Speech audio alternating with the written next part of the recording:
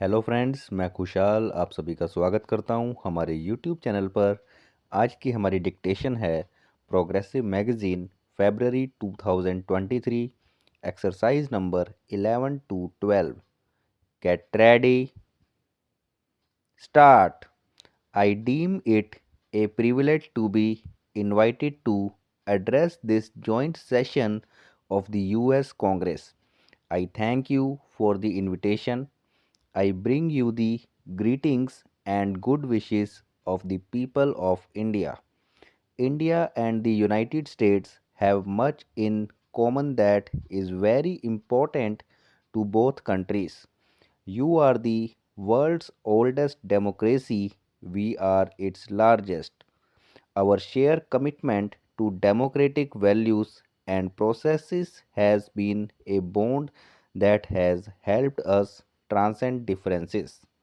We admire the creativity and enterprise of the American people, the excellence of your institutions of learning, the openness of the economy, and your ready embrace of diversity.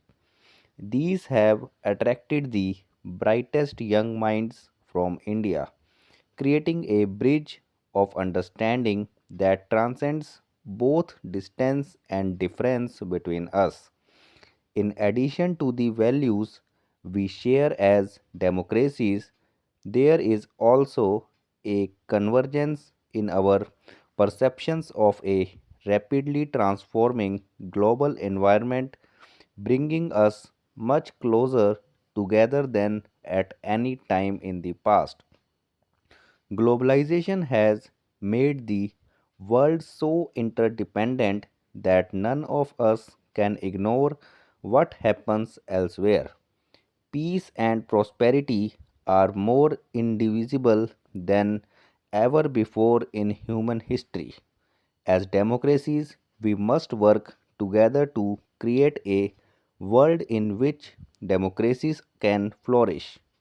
This is particularly important because we are today faced with new threats such as terrorism, to which democracies are particularly vulnerable.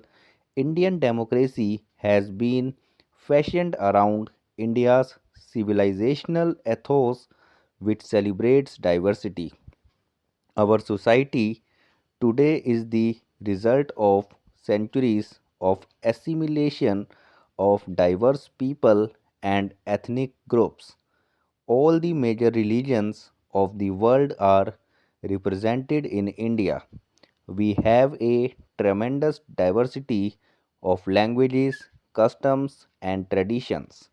The father of our nation, Mahatma Gandhi, called for universal adult franchise as early as 1931, long before India became independent.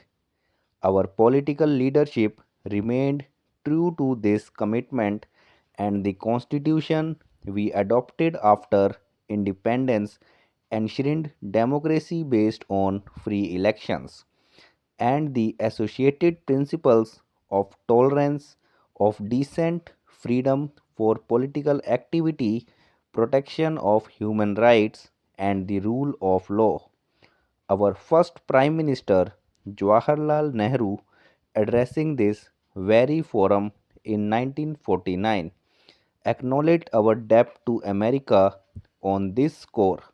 He said that you could hear in our Constitution the echo of the great voices of the founding fathers of your republic.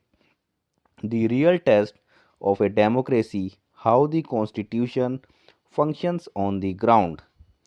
All Indian can be proud of what we have achieved in this area, and our experience is also relevant beyond our boundaries. Free and fair elections are the foundation of a democracy. Over the past 6 decades, governments in India at both the national and state level have regularly sought the mandate of the people through elections. Our elections are conducted under the supervision of a statutory independent election commission, which has earned respect for its fairness and transparency both at home and abroad. The independent judiciary has been a zealous defender of our constitution and a credible guarantor of the rule of law. The press is a key institution in any democracy, and our media has a well earned reputation for being free and fearless. Our minorities and we have many participate actively in our walks of national life, political, commercial, and cultural. Civil society organizations are thriving and are vigilant in protecting human rights. They are also watchful of threats to the environment. Our army has remained a professional force subject throughout to civilian control. Recently, the Constitution was amended to ensure constitutionally mandated elections to village and municipal councils. This process has produced no less than 3 million elected representatives in the country, with 1 million positions reserved for women. This has brought democracy closer to the people and also empowered women and promoted gender balance. Our commitment to democratic values and practices means there are many concerns and perceptions that we share with the United States. The most important common concern is the threat of terrorism. Democracy can only thrive in open and free societies. But open societies like ours are today threatened more than ever before by the rise of terrorism. The very openness of our societies makes us more vulnerable, and yet we must deal effectively with the threat without losing the openness we so value and cherish. India and the United States have both suffered grievously from terrorism, and we must make common cause against it. We know that those who resort to terror often clothe it in the garb of real or imaginary grievances. We must categorically affirm that no grievance can justify resort to terror.